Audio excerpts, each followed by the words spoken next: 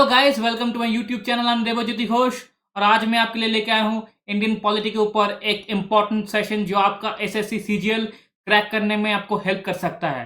तो चलिए बिना लेट किए जल्दी से ये शुरुआत कर देते हैं। Let's start. Who has the final authority for making law in India? Who has the final authority for making law of India? तो वो हो जाएगा मेरा प्रेसिडेंट।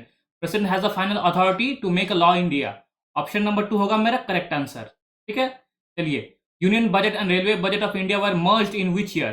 देखिए, 2017 से पहले एक यूनियन बजट आता था और एक रेलवे बजट अलग से आता था, लेकिन 2017 से यूनियन बजट और रेलवे बजट एक साथ मर्ज कर दिया गया। तो मेरा ऑप्शन हो जाएगा, मेरा करेक्ट आंसर हो जाएगा ऑप्शन नंबर 3। चलिए नेक्स्ट क्वेश्चन देखते हैं। Call sign of any aircraft carrying Indian president? हमेशा याद रखिएगा, अगर इंडियन प्रेसिडेंट को या वाइस प्रेसिडेंट को कोई भी अगर एयरक्राफ्ट अगर उनको कहीं और लेके जा रहा है तो हमेशा एक कोड सिग्नल में हम कॉल साइन में बोला जाता है, वो होता है एयर इंडिया 1। एयर इंडिया 1 मतलब वो तो इंडियन एयरलाइंस का है, लेकिन वो 1 है। क्यों? क्योंकि जो फर्स्ट जो होता है सिटीजन ऑफ इंडिया वो होता है प्रेसिडेंट, इसलिए एयर इंडिया 1 हो जाएगा मेरा करेक्ट आंसर। ठीक है, तो नेक्स्ट क्वेश्चन देखते हैं। Question number 4, where is the objective of social justice in constitution in India? तो ऑब्जेक्टिव कहाँ है? ऑब्जेक्टिव ऑफ सोशल जस्टिस ये कहाँ पर दिया गया है कॉन्स्टिट्यूशन में? तो ये दिया गया है प्रियम्बल में।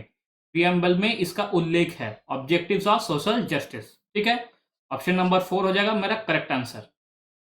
नेक्स्ट क्वेश्चन देखते हैं। Question number 5, who among the following is addressed as the chairman of Rajya Sabha? Chairman of Rajya Sabha कौन है? वो होता है vice president. Vice president option number 3 हो जाएगा मेरा करेक्ट आंसर। वाइस प्रेसिडेंट होता है मेरा chairman of Rajya Sabha. Next question देखते हैं। How many members were there in the drafting committee of Indian constitution? Indian constitution में जब लिखा गया था, जो उसको ड्राफ्ट किया जा रहा था, तो ड्राफ्टिंग कमिटी में कितने मेंबर्स थे? तो वो टोटल 7 मेंबर थे। टोटल कितने थे? 7 मेंबर। ठीक है, और चेयरमैन कौन था? चेयरमैन थे हमारे B R Ambedkar ji. B R Ambedkar ji. B R Ambedkar ji. ठीक है, ये थे चेयरमैन। ओके, चलिए नेक्स्ट क्वेश्चन देखते हैं। Question number 7, which one of the following related to advisory jurisdiction of supreme court? Supreme court का एडवाइजरी जुरिस्डिक्शन कौन सा है? वो है प्रेसिडेंट। प्रेसिडेंट अगर पूछे सुप्रीम कोर्ट से कि मुझे इस मैटर में मुझे एडवाइस दे दो, तो वो होगा मेरा एडवाइजरी जुरिस्डिक्शन। ऐसे ही क्वेश्चंस मैंने पिछली वीडियो में भी किया था, आप चाहे तो एक बार रिवाइज कर सकते हैं। नेक्स्ट क्वेश्चन देखते हैं। Question number 8, 7th schedule of the constitution of India deals with 7th schedule किसको डील करता है? वो है distribution of power between the union and the states. इसमें कॉन्करेंट लिस्ट, स्टेट लिस्ट और यूनियन लिस्ट भी शामिल है, तो वो है distribution of power. Option number 2 हो जाएगा मेरा करेक्ट आंसर। चलिए नेक्स्ट क्वेश्चन देखते हैं। द विदेश संचार निगम limited is now owned by which of the following industry houses? The विदेश संचार निगम limited is owned by Tata Group of Industries. Videsh Sanchar Nigam Limited is owned by Tata Group of Industries. चलिए next question देखते हैं। A new chapter related to panchayats has been added in the part LX, ठीक है, of the Indian Constitution. Which among the following is not a part of this? इनमें से कौन part नहीं है? तो देखिए, election of panchayat under the central election commission, ये पार्ट है। Reservation of 1/3 of seats of the women in panchayat and village assemblies, ये पार्ट नहीं है। क्यों? ये तो ऑलरेडी मेंशन कर दिया गया है, ये है ना, ये ऑलरेडी पहले से ही मेंशन किया गया था। ये ऑलरेडी पार्ट में पहले जब पंचायत में 1993 में जब स्केड्यूल बना था, उसी में ये रिजर्वेशन जो सीट्स है 243 के बाद 243 के बाद जो भी जितने भी है, उनमें से रिजर्वेशन ऑफ 1/3 243D तो इसमें था। तो अभी दोबारा तो वो ऐड नहीं करेगा ना, तो ये पहले से ही था, तो ये हो जाएगा मेरा करेक्ट आंसर। ऑप्शन नंबर 2 होगा मेरा करेक्ट आंसर। आगे panchayat will work for period of 5 years, if panchayat dissolved election should be held in within 6 months। ये सारे न्यू कुछ चैप्टर्स है जो ऐड किए हैं। ठीक है, ये चैप्टर्स ऐड नहीं किया गया, ये पहले से ही था 243D। नेक्स्ट क्वेश्चन देखते हैं। Question number 11, the minimum age limit for membership of Vidhan Parishad? Vidhan Parishad का मिनिमम एज क्या है? That is 30 years। 30 years है उसका मिनिमम एज। नेक्स्ट क्वेश्चन देखते हैं। Question number 12, which the following states is a major producer of sugar cane? Sugar cane, इनमें से कौन सा state is a major producer of sugar cane? वो हो जाएगा उत्तर प्रदेश। सबसे ज्यादा गन्ना उत्तर प्रदेश से ही आता है, शुगर केन, जिससे हम लोग में क्या होता है? शुगर प्रोड्यूस होता है। शुगर केन से शुगर प्रोड्यूस होता है, तो ज्यादा से ज्यादा शुगर केन उत्तर प्रदेश में ही आता है, वहां पर ही कल्टीवेट होता है। चलिए नेक्स्ट क्वेश्चन देखते हैं, question number 13, in which union territory the panchayat Raj system does not exist. देखिए बोला गया है यूनियन टेरिटरी, ये हमेशा हो जाएगा दिल्ली। दिल्ली में पंचायत राज सिस्टम एग्जिस्ट नहीं करता, इस यूनियन टेरिटरी में पंचायत राज सिस्टम एग्जिस्ट नहीं करता। चलिए नेक्स्ट क्वेश्चन देखते हैं, right to vote and elected in India is a क्या है, ये है कॉन्स्टिट्यूशनल राइट। ये ना तो फंडामेंटल राइट है, ना लीगल राइट है, ना नेचुरल राइट है, ये कॉन्स्टिट्यूशनल राइट है।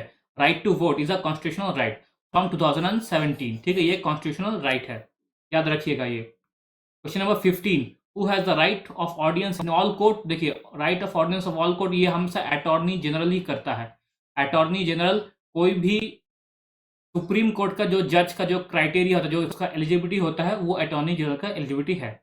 वो लोकसभा या राज्यसभा कोई भी मीटिंग में वो बैठ सकता है, और he has the right of audience in all court of India. वो सुप्रीम कोर्ट में भी जाकर राइट एज एन ऑडियंस बैठ सकता है, वो लोअर कोर्ट में भी ऑडियंस एज एन ऑडियंस बैठ सकता है, वो हर कोर्ट में जाके एज एन ऑडियंस वो बैठ सकता है, ये उसका राइट में आता है। चलिए तो ऑप्शन 4 हो जाएगा मेरा करेक्ट आंसर। नेक्स्ट क्वेश्चन देखते हैं, which body has the power to fix the remuneration of ministers and prime ministers of India. Fix the remuneration of minister and prime minister of India. तो which body, वो है parliament. Parliament के पास power है to increase the number of council of ministers, to decrease the number of council of ministers. अगर आपको पता हो तो अभी council of ministers including prime minister कितना होगा, 15% of the total number of members present in the Lok Sabha. Total number of members in the Lok Sabha वो 15%। तो अगर उसको बढ़ाना हो तो पार्लियामेंट ही बढ़ा सकता है, अगर उसको कम करना हो तो पार्लियामेंट ही कम कर सकता है। चलिए नेक्स्ट क्वेश्चन देखते हैं, question number 17, under which article of the constitution was Sikkim made a part of the country.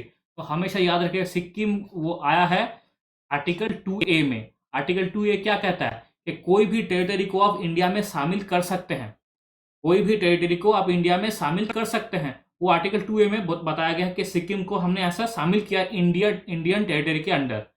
और लेकिन कॉन्स्टिट्यूशन में यह भी मेंशन किया गया है कि कोई भी टेरिटरी को हम दान नहीं कर सकते, मतलब मैंने कोई भी टेरिटरी को नेपाल को दे दिया, ऐसा नहीं कर सकते, ये हो नहीं सकता। हम शामिल जरूर कर सकते हैं लेकिन हम हमारे इंडियन टेरिटरी को निकाल नहीं सकते, ठीक है। चलिए नेक्स्ट क्वेश्चन पे चलते हैं, question number 18, according to the constitution what is the minimum strength of the council of ministers of a legislative assembly. देखिए बोला गया है मिनिमम स्ट्रेंथ, तो वो हो जाएगा 12% होगा मेरा मिनिमम स्ट्रेंथ। मैक्सिमम कितना होगा, मैक्सिमम होगा मेरा 15%, मैक्सिमम होगा मेरा 15%, ठीक है। चलिए नेक्स्ट क्वेश्चन देखते हैं, क्वेश्चन नंबर 19, ओथ और एफर्मेशन ऑफ सुप्रीम कोर्ट जज is contain in which schedule. देखिए ओथ और एफर्मेशन ये हमेशा थर्ड स्केड्यूल में आता है। पहले क्या आता था, tears of old PM, total वैसा होता है टीयर्स। देखिए टेरिटरी ऑफ इंडिया, ई क्या है एमॉल्वमेंट्स, फिर ए क्या है ओथ एंड एफर्मेशन। तो थर्ड स्केड्यूल में ओथ एंड एफर्मेशन आता है, ठीक है। ऑप्शन 3 हो जाएगा मेरा करेक्ट आंसर। चलिए नेक्स्ट क्वेश्चन देखते हैं, question number 20, which majority is required to pass the no confidence motion. कौन सा मेजॉरिटी चाहिए, तो एक सिंपल मेजॉरिटी चाहिए। कौन सा मेजॉरिटी, सिंपल मेजॉरिटी चाहिए to pass the no confidence motion.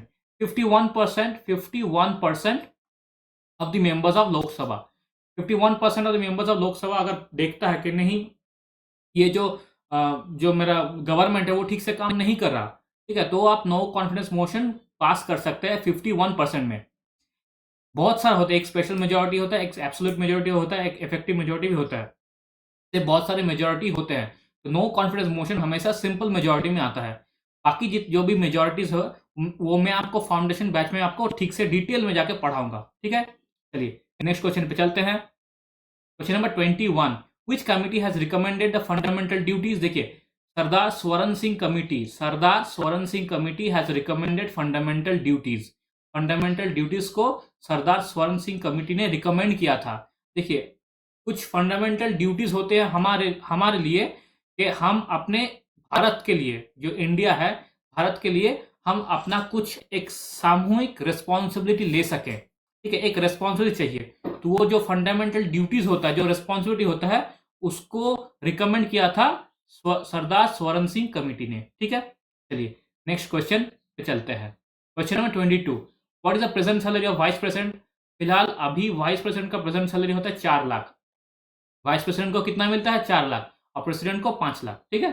चलिए नेक्स्ट क्वेश्चन पे चलते हैं, on which date was the national song adopted. national song adopted on 24th January 1950. 24th January 1950 इसमें नेशनल सॉन्ग अडॉप्ट किया गया है। 26 जनवरी तो आपको पता है रिपब्लिक डे है हमारा, यहाँ पर संविधान को, कॉन्स्टिट्यूशन को हम लोगों ने इनेक्ट किया था, ठीक है। अडॉप्ट किया था 26 नवंबर 1949 को, अब हम लोगों ने अडॉप्ट किया था। और ये हम लोगों ने जैसे कि पब्लिश करना कहते हैं कि तब से शुरू होगा, 26 जनवरी 1950 से हम लोग रिपब्लिक डे शुरू हुआ, मतलब कॉन्स्टिट्यूशन को हम लोगों ने चालू कर दिया।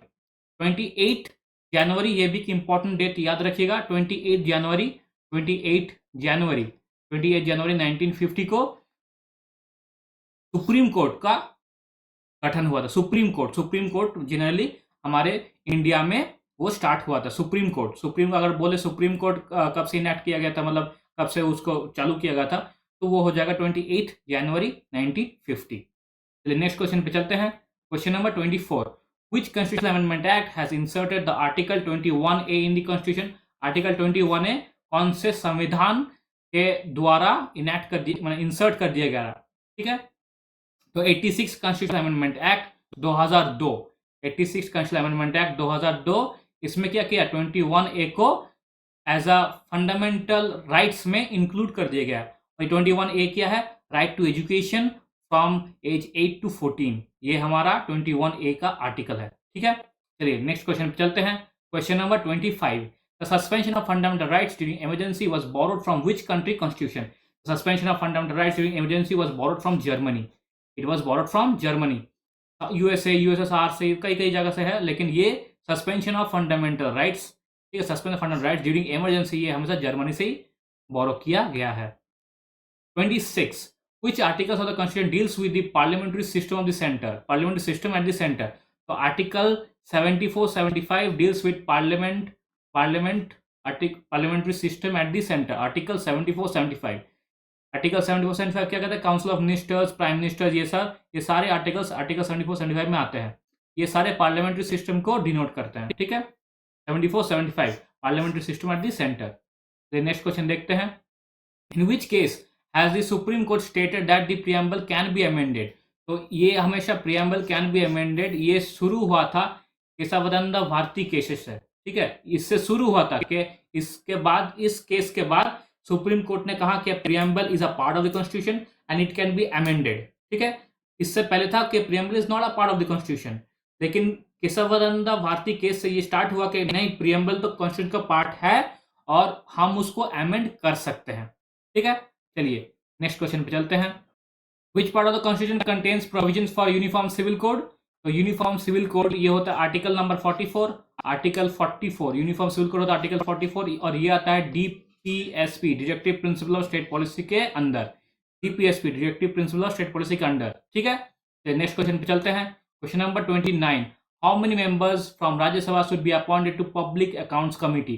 तो राज्यसभा है, राज्यसभा के अंदर 7 मेंबर्स होते हैं जो पब्लिक अकाउंट्स कमेटी के अंडर आते हैं। लोकसभा से होते हैं 15, ये है लोकसभा से, ये है राज्यसभा। टोटल 22 मेंबर्स होंगे पार्लियामेंट से जो पब्लिक अकाउंट्स कमेटी के अंदर अपॉइंट होंगे, ठीक है।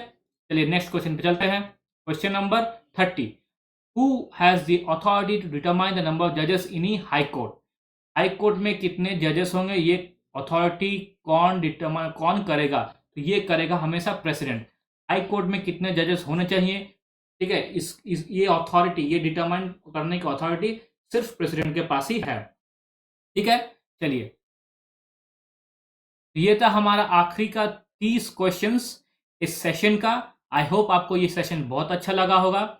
अगर आप एसएससी सीजीएल के लिए प्रिपरेशन कर रहे हैं तो ये सेशन आपके लिए बहुत इंपॉर्टेंट है। ऐसे ही क्वेश्चन आपको सीजीएल के पेपर्स में जरूर देखने मिल जाएंगे। तो चलिए आज तक के लिए इतना ही, and best of luck for your exams. Thank you.